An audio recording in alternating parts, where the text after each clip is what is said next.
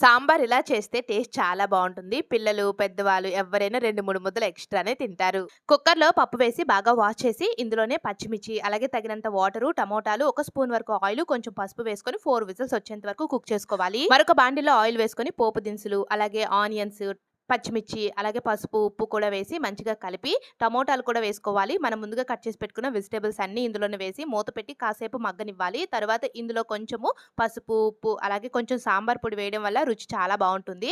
కుక్కర్‌లో పప్పుని గరిటెతో స్మాష్ చేస్తే ఇలా రెడీ అయిపోతుంది. మనం ముందుగా వెజిటబుల్స్‌తో గ్రేవీ రెడీ చేసి పెట్టుకున్నాం కదా! ఈ గ్రేవీలోన పప్పును వేసి బాగా మనం కలిపి మూత పెట్టి ఒక 5 మినిట్స్ పాటు బాయిల్ చేద్దాం. తర్వాత ఇందులోనే కొంచెం చింతపండు రసాన్ని కూడా ఇలా వేసేసి టేస్ట్‌కి తగ్గట్టుగా కొంచెం కారము, అలాగే సాల్టు, కొంచెం కొత్తిమీర, అలాగే సాంబార్ పొడి కూడా ఒక స్పూన్ వరకు వేసుకుంటే చాలా బావుంటుంది. ఈ సాంబార్ పొడి కూడా ఇంట్లోనే ప్రిపేర్ చేశాను. ఇలా ఒక 10-15 మినిట్స్ ఇలా కుక్ చేసుకుంటే మనకి సాంబార్ అయితే రెడీ అయిపోతుంది. టేస్ట్ అయితే చాలా బావుంటుంది. మీరు ట్రై చేయండి. Thank you.